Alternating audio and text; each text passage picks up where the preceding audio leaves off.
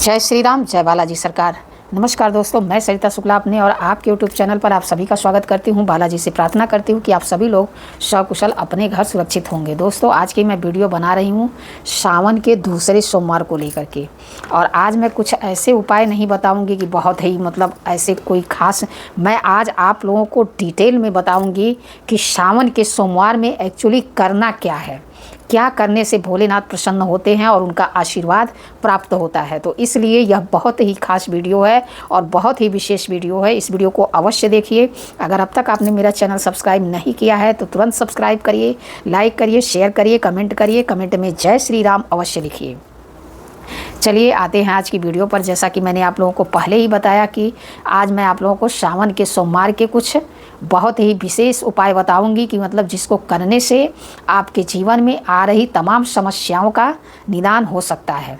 भोलेनाथ और माँ गौरी की पूजा करने से आपके जीवन में आ रही तमाम तरह की बाधाएं जो हैं अपने आप दूर हो सकती हैं। तो इसलिए सावन के सोमवार में ऐसी कौन सी चीज़ें हैं जो हमको विशेष रूप से करनी चाहिए, जो करना बहुत ही ज़रूरी है। सावन के सोमवार में ही क्यों, सावन में जो चीज़ें हमको करनी चाहिए, जिसको करने से हमारे जीवन में आ रहे तमाम दुखों का नाश हो और हमारे जीवन में खुशियाँ आए, हमारे परिवार में खुशियाँ आए, हमारे संबंधों में मिठास आए। ऐसा क्या करें?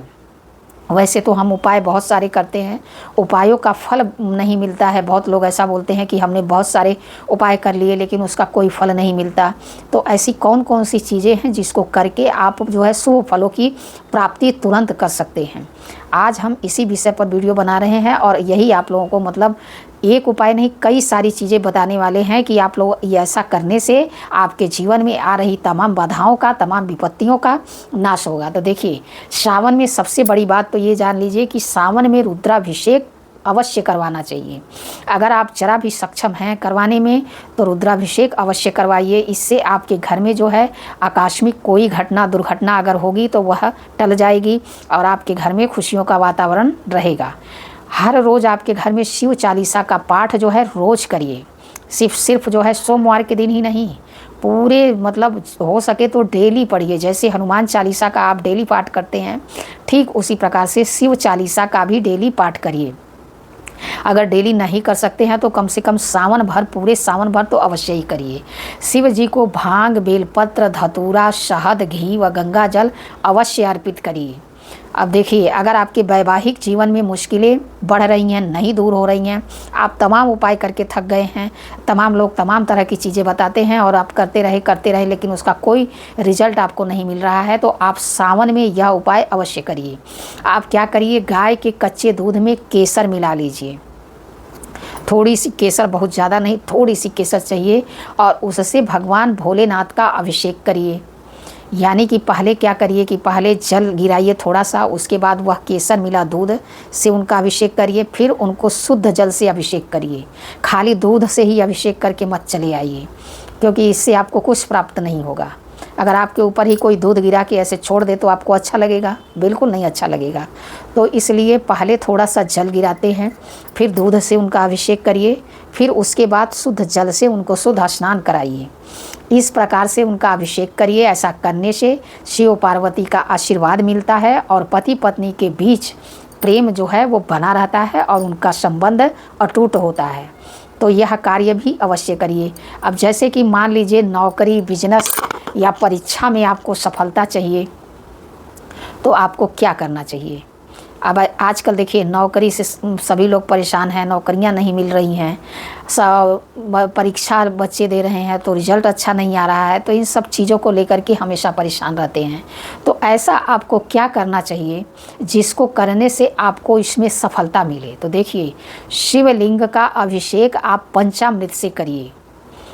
ठीक है, सावन भर अगर हो सके तो पूरे, जब से अब जैसे कि मान लीजिए अब तो जो बीत गया, जो बचा है, अब जिन लोगों को पता होगा वो लोग पहले से करते होंगे, जिन लोगों को नहीं पता है वो लोग तो कहाँ से ही कर पाएंगे।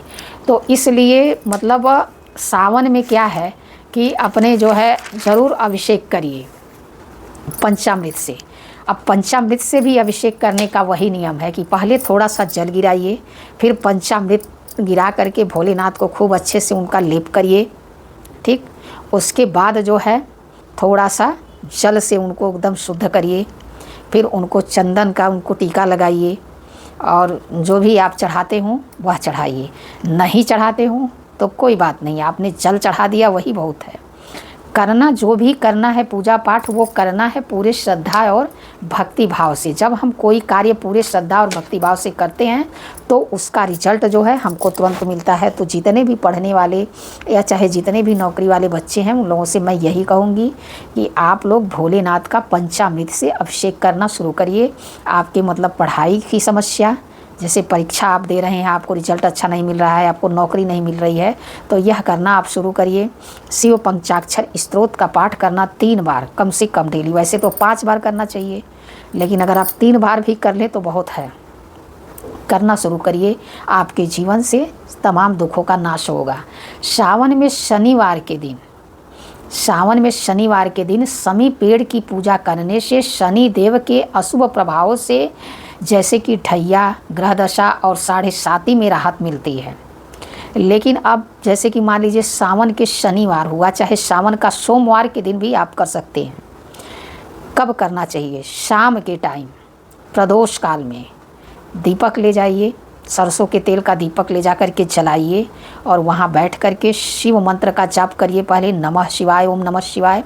उसके बाद शनि मंत्र का जाप करिए, ओम शम शनिश्चराय नमः, ओम शम शनिश्चराय नमः। जितना कर सकते हो, 108 करिए, 27 करिए, 11 करिए, जैसा आपके पास समय हो उस हिसाब से इसको आप करना शुरू करिए। आपके जीवन में शनि की 7.5, शनि की ढैया, शनि की महादशा, शनि की मतलब कैसी भी समस्या होगी उसमें आपको तुरंत राहत मिलनी शुरू हो जाएगी। यह चीज़ देखिए, भगवान भोलेनाथ की पूजा करने से सारे मनोरथ जो होते हैं अपने आप पूरे हो जाते हैं और जीवन में आने वाले सारे संकट अपने आप कटने लगते हैं। तो इसलिए भोलेनाथ का इस तरह से, जैसे कि मान लीजिए पूजा तो सभी लोग करते हैं, लेकिन जब हम सही तरीके से सही जानकारी के साथ अगर उस चीज़ को करते हैं तो उसका फल हमको उस हिसाब से मिलता है। गंगा जल की पवित्रता को मतलब गंगा जल की पवित्रता का प्रतीक माना गया है। यह पापों को नष्ट करने वाला भी माना जाता है। मान्यता है कि गंगा जी मतलब गंगा माता जो है स्वयं भोलेनाथ की जटाओं से निकली हैं, इसलिए गंगा जल शिव जी को बहुत ही प्रिय है। तो गंगा जल से अभिषेक करने से न केवल भक्त के पापों का नाश होता है बल्कि उसके जीवन में पवित्रता, मानसिक शांति, सकारात्मकता, ऊर्जा का भी संचार होता है। इससे आत्मशुद्धि का अच्छा उपाय माना जाता है। इसलिए सावन के सोमवार में गंगा जल जो है शिवलिंग पर अवश्य ही चढ़ाइए। अब देखिए, गंगा जल के बाद बेलपत्र का महत्व आता है। जैसे सभी लोग जानते हैं कि भोलेनाथ को बेलपत्र बहुत ही प्रिय है। बेलपत्र को भक्ति और समर्पण का प्रतीक माना जाता है। शिव जी को त्रिपत्रीय बेलपत्र बहुत ही पसंद है। त्रिपत्रीय बेलपत्र का मतलब है 3 पत्तियों वाला बेलपत्र। यह त्रिगुण, त्रिलोक और त्रिनेत्र का प्रतीक है। अगर बेलपत्र पर चंदन या काजल से ओम नमः शिवाय लिखा हो तो यह और भी अच्छा होता है। बेलपत्र साफ और बिना कटा फटा होना चाहिए। ऐसा बेलपत्र चढ़ाने से 100 गुना फल मिलता है। बेलपत्र चढ़ाने से शिवजी जल्दी प्रसन्न होते हैं और भक्तों की इच्छाओं को पूरा करते हैं। स्वास्थ्य, सौभाग्य और संतान सुख के लिए यह बेलपत्र चढ़ाना बहुत ही शुभ माना जाता है। अब जैसे कि कच्चा दूध को शिवलिंग पर चढ़ाना चाहिए। यह शीतलता और करुणा का प्रतीक है। शुद्ध गाय का कच्चा दूध चढ़ाना चाहिए। दूध शिव जी को तामसी ऊर्जा को शांत करता है, जिससे जीवन में संतुलन आता है। यह मानसिक तनाव, क्रोध, अशांति को दूर करता है। दूध चढ़ाने से शरीर और आत्मा दोनों शुद्ध होते हैं। मन शांत और स्थिर होता है। जो लोग बीमार या मानसिक रूप से परेशान हैं उनके लिए यह बहुत ही फायदेमंद माना गया है। अब जैसे कि आप सभी लोग जानते हैं कि भांग और धतूरा शिव जी को चढ़ाया जाता है। धतूरा और भांग शिव जी को प्रिय वस्तुएं हैं, मानी जाती हैं। दोनों तामसिक प्रतीक हैं, जिन्हें अर्पण करने से शिव की उग्र शक्ति शांत होती है और तांत्रिक दोष, भय, मानसिक व्याधियां, शत्रु बाधा और नकारात्मक शक्तियां जो होती हैं वह दूर होती हैं। धतूरा विशेष रूप से उन लोगों के लिए उपयोगी माना गया है जो काल सर्प दोष, पितृ दोष या ग्रह बाधाओं से पीड़ित हों। इन चीज़ों को सावधानी पूर्वक चढ़ाएं और अर्पण करते समय शिव मंत्रों का जाप जो है अवश्य करते रहें। ठीक है। अब जिनकी कुंडली में काल सर्प दोष है, पितृ दोष है, ऐसे लोगों को धतूरा जो है ज़रूर चढ़ाना चाहिए और उसको चढ़ाते समय शिव मंत्रों का जाप अवश्य करना चाहिए। अब जैसे कि सभी लोग जानते हैं कि शहद भोलेनाथ को चढ़ाया जाता है। शहद या मिश्री भी शिवलिंग पर चढ़ाना शुभ होता है। यह मिठास और प्रेम का प्रतीक है। इसे चढ़ाने से जीवन में मधुरता आती है, रिश्तों में प्रेम बढ़ता है। संतान संबंधी समस्याओं के लिए यह बहुत अच्छा है।